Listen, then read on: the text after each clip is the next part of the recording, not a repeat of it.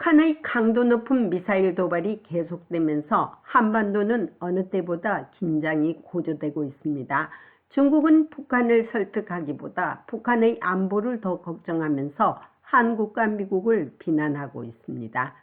12년 만에 백악관을 국빈 방문하는 윤석열 대통령은 바이든 대통령과 26일 정상회담 등 미 의회에서 연설을 할 예정입니다.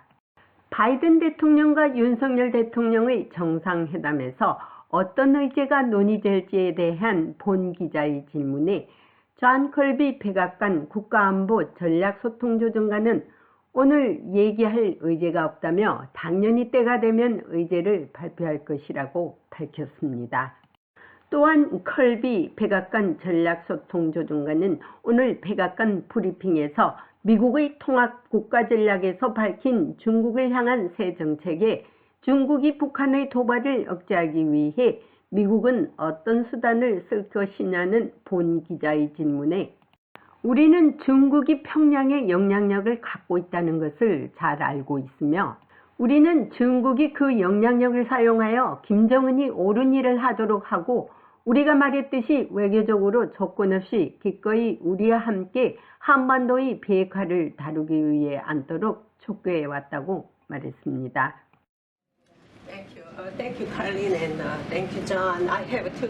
감사합니다, 칼린 그리고 존. 이번 달 바이든 대통령과 윤석열 한국 대통령의 정상회담에서 어떤 의제가 논의될 예정입니까?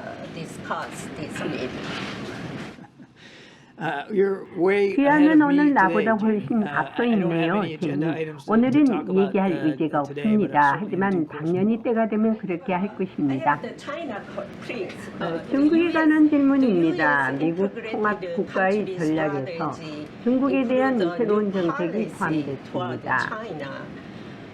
중국이 북한의 미사일과 핵도발을 저지하기 위해 미국이 사용할 수 있는 도구는 무엇입니까? 우리는 중국이 평양에서 영향력을 갖고 있다는 것을 알고 있으며 중국이 그 영향력을 사용하여 김정은이 옳은 일을 하도록 하고 우리가 말했듯이 외교적으로 조건 없이 기꺼이 우리와 함께 한반도의 비핵화를 다루기 위해 앉도록 촉구합니다.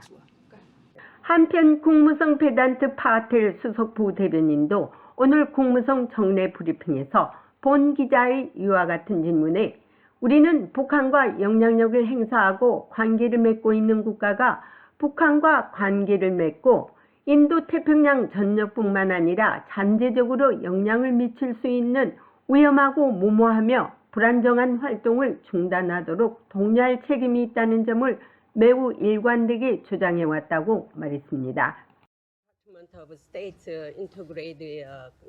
국무성의 통합 국가전략과 관련하여 새로운 정책이 있다면 무엇이고 그리고 중국이 북한을 압박해야 한다면 미국은 어떤 수단을 사용할 것인가요?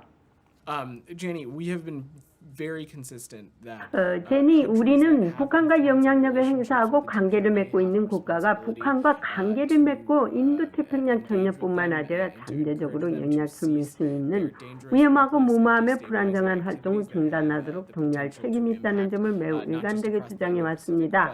인도태평양이지만 지역이 더 광범위합니다. 우리는 그것이 유엔 안전보장이사회의 지원을 통해 영향력이 행사되어야 하고 그렇게 믿습니다. 북한과 관련하여 유엔 안전보장이사회에 여러 제재가 시행되고 있기 때문입니다. 중국이 북한의 7차 핵실험을 막을 수 있다고 생각하나요? 저는 국가가 할 수 있는 일과 할 수 없는 일에 대해 가설을 세우거나 규범하지 않을 겁니다. 중국에 대한 국무성과 백악관의 초점은 일관되어 있습니다.